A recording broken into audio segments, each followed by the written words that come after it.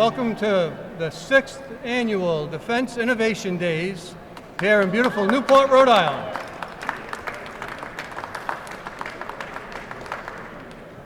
Every year I'm a little amazed at how much bigger we are than the year before, and again, we broke attendance records again this year as we did last year, as we did the year before. So thank you all for being here. Thank you to our sponsors for sponsoring the event. It wouldn't be possible without all of the dedication and hard work of the SENEDIA staff and all of the industry partners that we have. So again, thank you all for being here. My name's Tim Del-Giudice. I'm currently the chairman of the board of SENEDIA. I work closely with Molly McGee, who I'm sure all of you have called about a room or about access or a badge in the last 48 hours. So thank you, Molly, for all of your hard work and dedication to the cause. I'd just like to take a minute and recognize a couple of people that are here today. I'm sure I'm going to miss a few. Of course, Senator Jack Reed is here. Undersecretary of the Navy, Gertz, is here. Rhode Island Senate President Dominic Ruggiero is here with us. Rhode Island Senator Lou DePalma. Rhode Island State Representative Stephen Ucci. From the Governor's Cabinet, the Department of Labor, Scott Jensen.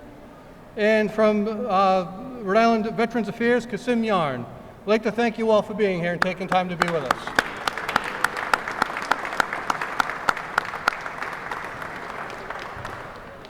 As you look around the room, there are a lot of the folks who are on the agenda tonight and tomorrow already milling about. I see Don McCormick is already here, and I'm sure there's others that are here as well.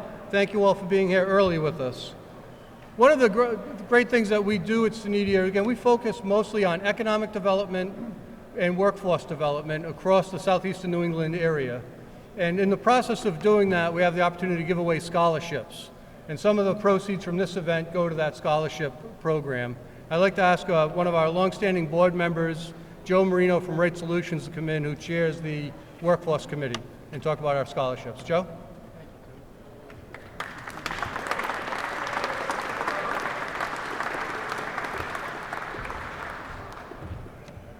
Good afternoon, everyone, and welcome to Defense Industry Days. Boy, we got one heck of a program coming up, so I'll get right to this. Every year, it's the responsibility and the privilege of the SENEDIA Workforce Development Committee to evaluate candidates for our STEM Scholarship Award Program. As you can imagine, it's challenging to select these awardees among a field of tremendously talented and bright individuals. And this year we had a record 20 applicants for our scholarships this year. That's great. In doing our evaluation, it goes beyond just scholastic achievement. We have to look at essays. Every applicant is required to submit an essay on why they chose a STEM-related field. We look at the scholastic achievements. We look at volunteer work that's been done for them, honors that they received. And so it's quite a process that we go through. Normally, we have 3 awards that we make. We're fortunate this year with some additional funding to be able to make 4 awards. And I'm happy that I think 3 of the 4 awardees and family and friend members are actually here today to support the receipt of their checks. So that's great. So without any further delay, I'd like to start making the awards to these individuals and to put checks in the hands of the parents. It's usually where we get an applause from the parents. So our first awardee is Joshua DuPont. Joshua attends the University of Connecticut. He's pursuing a double major in mechanical engineering and electrical engineering, while maintaining a 3.94 GPA. I immediately knew that Josh was an engineer because he carried out the calculation on his GPA to 3 significant digits.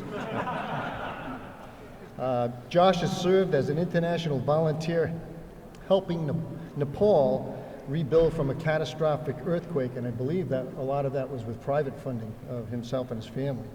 Of particular interest to us in the defense sector is the fact that Josh hopes to work in naval-related research, prototyping towed arrays and AUVs. We can definitely use that talent in our community. Come on up here, please. A round of applause for Josh.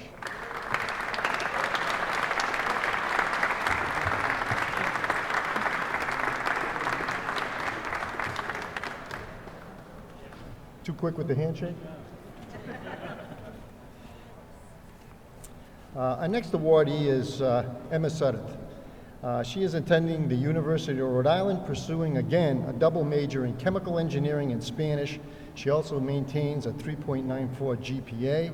She serves as a resident academic mentor, helping other engineering students.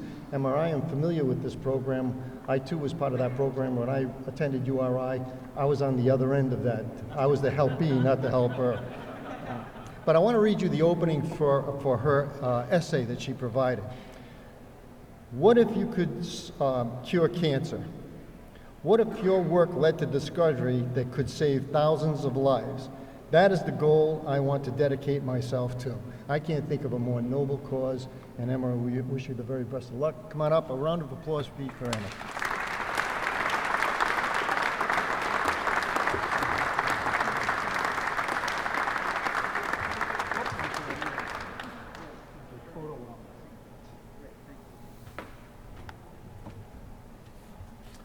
Third award goes to Matthew Slavinsky.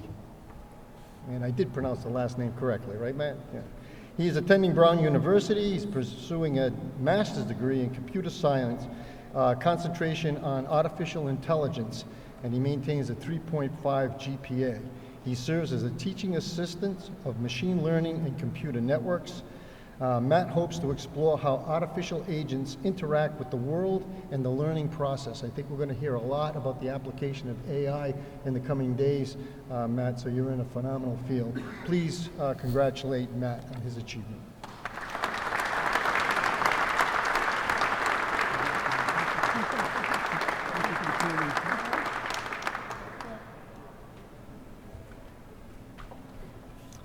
And finally, we have Charles McCurt. Charles couldn't be here today. He's actually back to school already.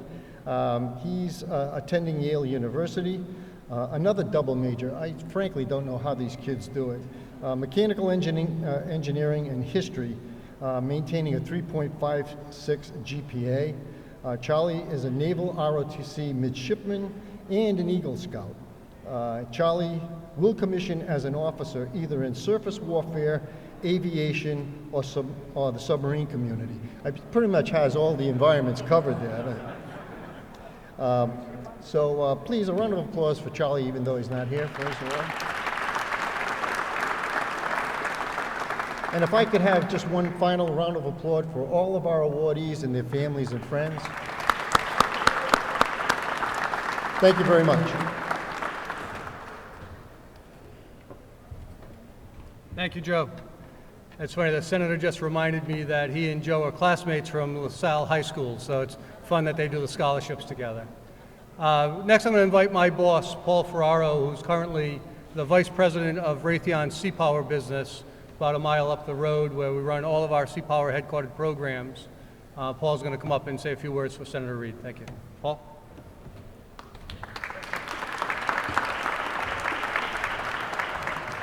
Well, good evening, and thank you to SENEDIA for hosting this great event again. This is one that I think many of us look forward to every year. For those of us who attend these types of seminars and conferences each year, we kind of know the uniqueness of Defense Innovation Days. It's pretty uncanny to have this type of intimacy, this type of collaboration in the Southeastern New England community. So I really do appreciate everybody being here. It's really a unique environment for all of us, and one that I think we really have tremendous collaboration and benefit that comes out of this. Would very much like to thank SENEDIA and Molly McGee in particular for hosting this and all the tireless work that you and your team put together and put into this. So a quick round of applause for Molly, please.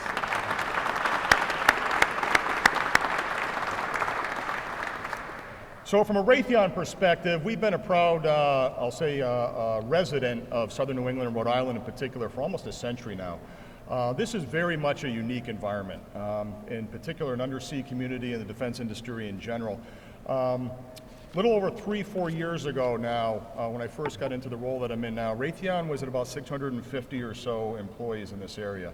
And I'm proud to say that now we're well over 1,100 employees in this area, and that's a testament to not only the great work that Raytheon themselves does, but really to this community and our ability to grow our business and really deliver very compelling and unique solutions to our warfighters. couldn't be more important today than at any other time in our history. So I noticed, and normally I kind of am very thankful for the sun and the beautiful weather we have here in Newport, but I have also been on the receiving end of some of that sunshine coming in the window here. So I'll be very brief in my remarks, but I would ask if some of our fellow conference attendees kind of pass out during as they're standing here in the sun, just kind of move them into the shade and buy them a drink. I'm sure they'll be very appreciative of that.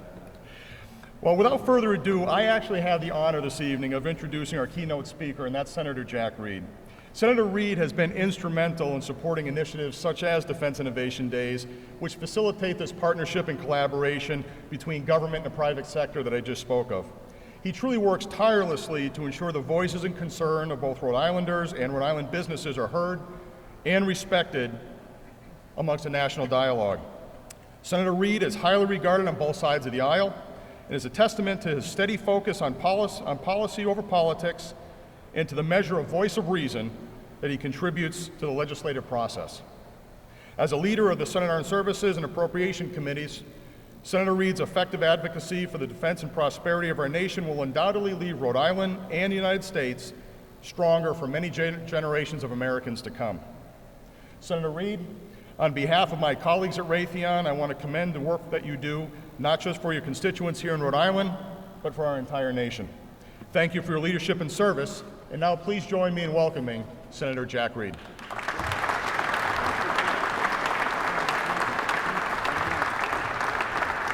Thank you. Good afternoon. This is another Sensational Innovation Days. Let me thank Paul for his very kind introduction, and also for Raytheon, General Dynamics, all the sponsors to help making this a spectacular event once again.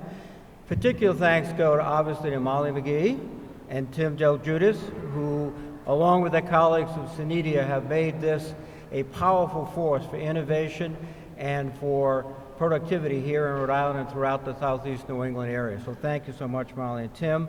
These innovation days are anticipated. They illustrate the variety of very important technology innovation that's going on across the country, but particularly here in Rhode Island and neighboring states.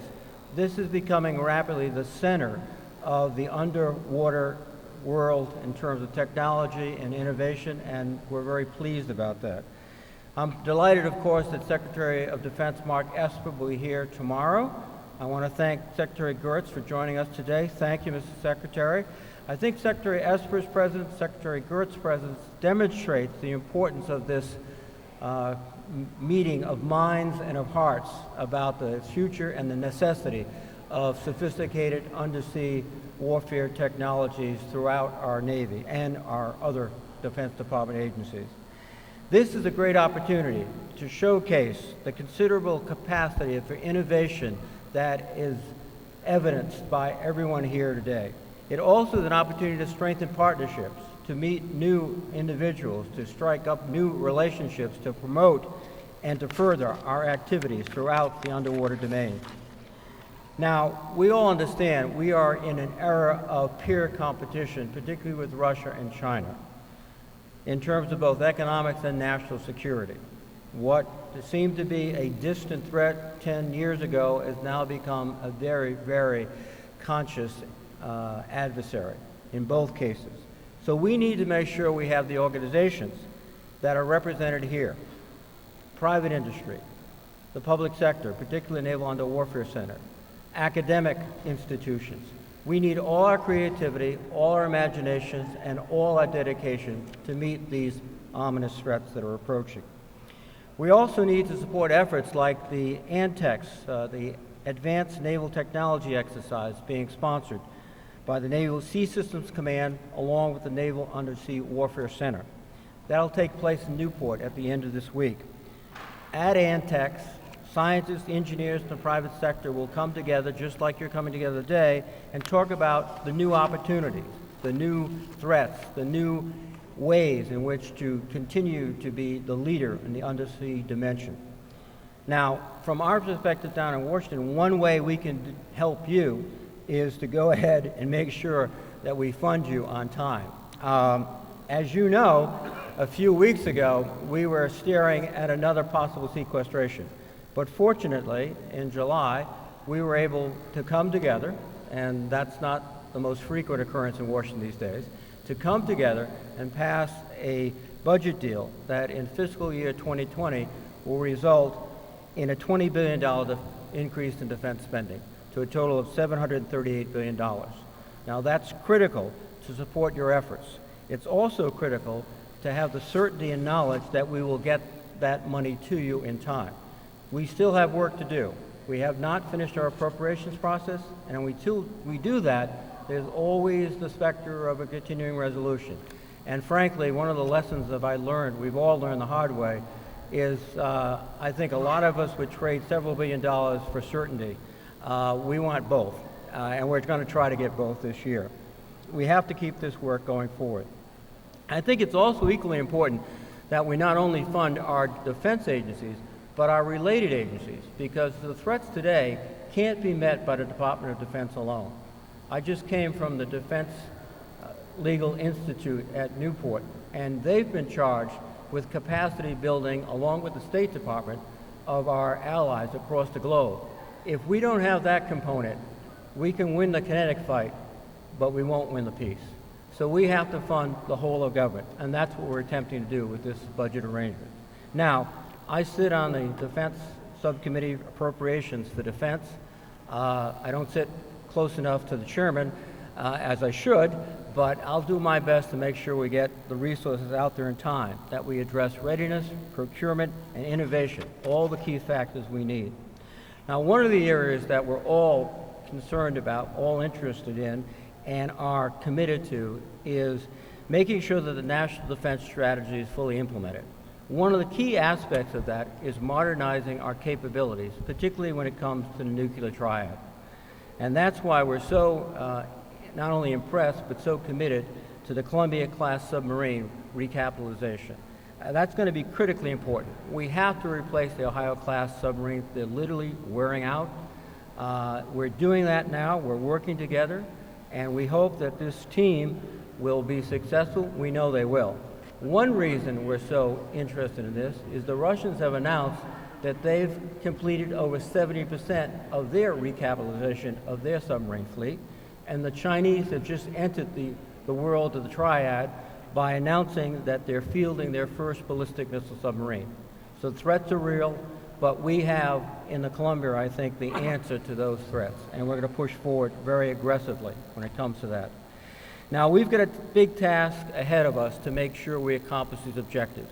Keep our undersea advantage strong, strong, strong. I can't say it enough. We have to train a skilled workforce. We're finding more and more that one of the keys to success is our workers, and we have to have a new generation of skilled workers. That's something we have to emphasize. We also have to have the components that are capable, and as I've walked around this impressive display, I've seen so many different aspects of components that are being adapted to submarines that will add to our superiority undersea. And also we have to make sure we can support the fleet in every dimension. And we are in the midst also, as I've talked about the budget, we're also in the midst of completing our National Defense Authorization Bill. The Senate has passed their version, the House has passed their version, and now we're into conference. As the ranking member of the Senate National Armed Services Committee, I'm pleased that we've come this far. The path forward requires a balancing between the innovation and the acquisition that we need, and also protecting our security and enabling decision makers to make sound decisions about the future. And we're going to try, and I suspect, as we have for the last 50-plus years, succeed in accomplishing that mission. Now, one of the areas that we're trying to encourage the Pentagon and industry to come up with are the technologies, procedures, and training to allow our defense suppliers, particularly the small and medium-sized suppliers, to protect their computer systems against cyber theft and hacking. One of the things we've all discovered, somewhat to our chagrin, is that our opponents are pretty clever, and they look for the back door, not the front door. And we have an obligation now, we're discovering with much more clarity each day, to ensure that our whole defense supply chain is not only robust with skilled workers, skilled innovative ideas and technologies, but that's protected from those that would seek to steal our information. As we're strengthening all of these areas, we have to continue, I think, to recognize that it's industry that provides us, I think, the critical advantage because of innovation, because of their ability to risk capital and do things that are creative and innovative. That's not just big business, that's small business. So we have to have a conscious effort to incentivize small companies throughout this country to get involved, get engaged, and be part of a very strong, stable defense supply industry. Now, I'm going to keep working on both the authorization and the appropriations while you keep working on those equipments and those techniques and those innovations that make us strong and keep us stronger. I know you'll succeed, and I know there's one thing that unites us all. We recognize, and I want to say you particularly recognize, that what you do is not just about the bottom line, it's not just about making sure the product is saleable and appropriate. You know that there are young men and women in our Navy that are risking their lives and their families are supporting that effort every day. We owe them the best. And I must say, looking at this group of great Americans, every day you go to work with that same theory, that same feeling. This is not just about a company, this is about the lives of those brave young men and women. With that spirit, we will succeed. I'm confident of that. Thank you very, very much.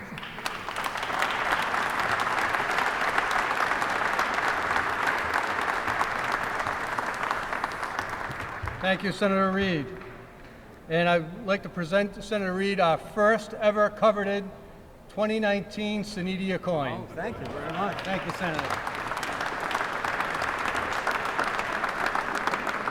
So I finally have something on the Secretary of Defense. So folks, we're going to continue working the floor for another hour or so. Please make yourself comfortable, mingle, get to know one another, and we'll see you out on the floor in a couple of minutes. Thank you.